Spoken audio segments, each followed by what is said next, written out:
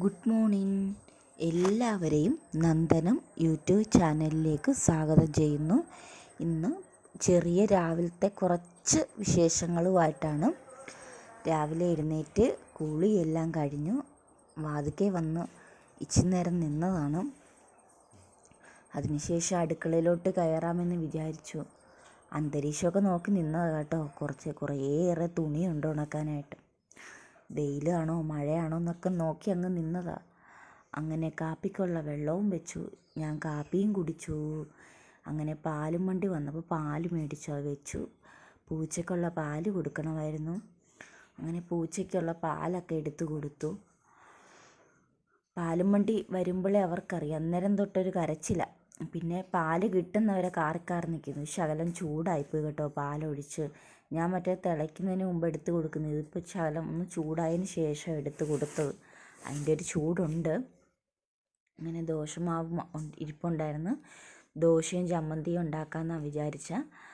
അങ്ങനെ ചമ്മന്തിക്കുള്ളതെല്ലാം അരച്ച് വെച്ചതിന് ശേഷം ചമ്മന്തിയാക്കി. അന്നേരം ഓരോരുത്തരായിട്ടൊക്കെ എഴുന്നേറ്റ് വന്നു. അന്നേരം അപ്പുറത്ത് പോകണം. രാവിലെ എഴുന്നേറ്റ് പല്ലൊക്കെ തേച്ച് വന്ന് നിൽക്കുക. അപ്പുറത്തോട്ട് കളിക്കാൻ രാവിലെ പോകണമെന്ന് പറഞ്ഞുകൊണ്ട് ഞാൻ പറഞ്ഞു വല്ലതും കഴിച്ചിട്ട് പോയാൽ മതിയെന്ന് പറഞ്ഞു. അതിന് വഴക്കും ഉണ്ടാക്കി നിപ്പ്. അങ്ങനെ ദോശയൊക്കെ ആയി. ഇനി ഞങ്ങൾ ദോശയും ചമ്മന്തിയും രാവിലെ തന്നെ കഴിച്ചു കേട്ടോ. അതിന് അന്നേരത്തേക്ക് പാത്രമായി. കഴിക്കുന്നതിന് മുമ്പ് കഴുകി വെക്കാൻ ഓർത്തു. അപ്പോൾ എന്നാലും കഴുകണമല്ലോ. കഴിച്ചു കഴിഞ്ഞിട്ട് കഴുകാമെന്ന് വിചാരിച്ചു. പാത്രങ്ങളെല്ലാം കഴുകി കൈയോടെ തന്നെ അങ്ങ് വെച്ചു. പിന്നെ ചോറ് കൊണ്ടിട്ട് കഴുകാൻ നിന്നാൽ അതിൻ്റെ ഇരട്ടി പാത്രമാവും. അന്നേരം ഉള്ള കഴുകി വെക്കാൻ കുഴപ്പമില്ലല്ലോ. അങ്ങനെ എൻ്റെ ഇത് ഫ്രിഡ്ജ് കഴുകിയാണ്.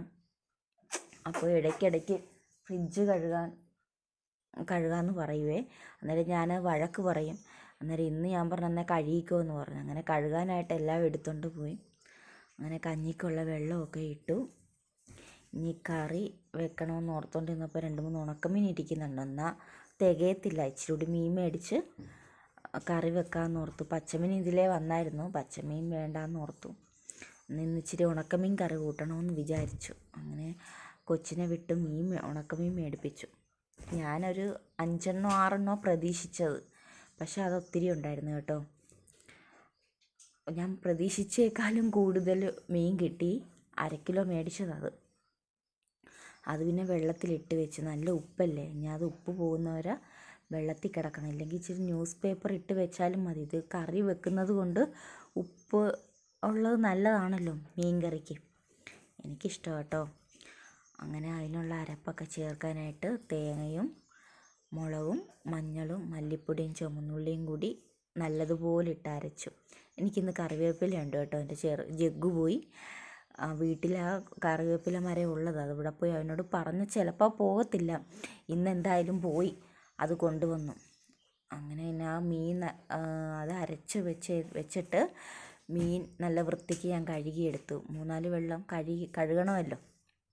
അങ്ങനെ അത് കഴുകി വൃത്തിയാക്കി മാറ്റി വെച്ചു. ഒത്തിരി ഉപ്പ് കളയാതിരിക്കുന്നതാണ് നല്ല. കാരണം കറി വെക്കുന്നില്ല. ഉപ്പ് വേണ്ടാത്തവർ കളയാൻ കുഴപ്പമില്ല. എനിക്ക് ഇച്ചിരി ഉപ്പ് വേണം. അങ്ങനെ അരപ്പെല്ലാം ചേർത്തു. അതങ്ങ് ചട്ടിയിലോട്ടാക്കി ഒഴിച്ച് അടുപ്പത്ത് വെച്ച് കുടംപുളിയും കറിവേപ്പിലയും കൂടി ഇട്ട് അടുപ്പിൽ വെച്ച് ഒന്ന് തിളപ്പിക്കാൻ വെച്ചു. വന്നതിന് ശേഷം മീൻ ഇടാമെന്ന് ഓർത്ത്. അല്ലെങ്കിൽ മീൻ പൊടിഞ്ഞു പോകുമല്ലോ. എൻ്റെ വീട് ആലപ്പുഴയാണ്. അപ്പോൾ ആലപ്പുഴയിലൊക്കെ ഇങ്ങനെയാണ് പച്ചമീനുകളെല്ലാം കറി വെക്കുന്നത്. ഇങ്ങോട്ട് വരുമ്പോൾ ഇവിടെ ഉള്ളവർക്കൊക്കെ ഇതുപോലത്തെ കറികൾ അങ്ങനെ വലിയ ഇഷ്ടമില്ല. പക്ഷേ ഞാൻ മീൻ മേടിച്ചാൽ മിക്കപ്പോഴും ഇങ്ങനെ ഇവിടെ കറി വെക്കുന്ന പച്ചമീൻ മേടിച്ചാൽ അതുകൊണ്ട് ഞങ്ങളുടെ അവിടെയൊക്കെ ഇങ്ങനെ വെക്കുന്നതുകൊണ്ട് കൂട്ടി ശീലിച്ചത് ഇങ്ങനെയാണല്ലോ. അങ്ങനെ അതെല്ലാം അരപ്പ് തിളച്ച് വന്നപ്പോൾ അതിലോട്ട് ഞാൻ മീനും കൂടി ഇട്ട് ഒന്നുകൂടെ മൂടി വെച്ച് വേവിച്ചു. അന്നേരത്തേക്ക് ഞാൻ കറിവേപ്പിലെല്ലാം ഊരി ആ ടിന്നകത്തിട്ട് മൂടി വെച്ചു. അതാകുമ്പോൾ ഒത്തിരി ദിവസം ഇരുന്നോളും കേട് കൂടാതെ. ഞാൻ കഴുകത്തില്ല. പിന്നെ ആവശ്യത്തിന് എടുക്കുന്ന അനുസരിച്ച് കഴുകത്തതേ ഉള്ളൂ. കഴുകി വെച്ചില്ല. ചിലർ പറയും കഴുകി പ്ലാസ്റ്റിക് കവറിനകത്ത് കെട്ടി വെച്ചാൽ മതി എന്ന്. അങ്ങനെ നോക്കിയതാണ്. അങ്ങനെ ഇരുന്നോളും കേട്ടോ. പിന്നെ ചോറും കറിയെല്ലാം പിള്ളേർക്ക് അന്നേരം ഊരുകൂട്ടം ഉണ്ടായിരുന്നു. ഞാൻ പോകേണ്ടതാണ്, എനിക്ക് പോകാൻ പറ്റാത്തത് കൊണ്ട് അമ്മയുടെ കൂടെ പിള്ളേരെ പറഞ്ഞ് വിട്ടത്. അപ്പോൾ അക്കിയും സാദിയും പോകാമെന്ന് പറഞ്ഞ് അവർ രണ്ടുപേരും കൂടി അങ്ങ് പോയി, ഊരുകൂട്ടത്തിന് പോയി. അങ്ങനെ ഒരു ഉറക്കമെല്ലാം കഴിഞ്ഞ് വന്നു, ചോറൊക്കെ ഉണ്ട് കഴിഞ്ഞ് ഒന്ന് മയങ്ങി കേട്ടോ. അന്നേരത്തേക്കൊരു ചെറിയൊരു മഴമൂടൽ പോലെ തോന്നി. അന്ന് തുണിയെല്ലാം എടുത്തേക്കാമെന്ന് വിചാരിച്ചു. അന്നേരം 2-3 തുണി ഉണങ്ങാനും കൂടി ഉണ്ട്. അതവിടെ ഇട്ടിട്ട് ബാക്കിയെല്ലാം എടുത്തോണ്ട് പെരയ്ക്കകത്ത് പോയില്ല. അന്നേരത്തേക്കും വന്നു നല്ലൊരു മഴ. ഞാൻ പിന്നെ അത് ഓടി വന്ന് എടുക്കുകയായിരുന്നു കേട്ടോ. അപ്പോൾ ഞങ്ങളുടെ രാവിലത്തെ ഉച്ചക്കത്തെയും വിശേഷങ്ങളൊക്കെ ഇത്രയൊക്കെ ഉള്ളൂ. ഇനി വൈകുന്നേരം ആകാറായി, സന്ധ്യ എടുക്കാറായി, ഇനിയിപ്പം രാവിലെ ആവും. ഇതൊക്കെ ഉള്ളൂ കേട്ടോ. അങ്ങനെ ഇനിയിപ്പം ഒന്ന് തൂത്തൊക്കെ വാരണം, വിളക്ക് കത്തിക്കുന്നില്ല, മേലൊന്ന് കഴുകണം. അപ്പം ഇനിയിപ്പം അത്രയൊക്കെ ഉള്ളു. ഇന്നത്തെ ഒരു ചെറിയൊരു കുഞ്ഞൊരു വീഡിയോ ആയിരുന്നു. അപ്പോൾ എല്ലാവർക്കും വീഡിയോ ഇഷ്ടപ്പെട്ടെങ്കിൽ ലൈക്ക് ചെയ്യണം, ഷെയർ ചെയ്യണം, കമൻറ്റ് ചെയ്യണം.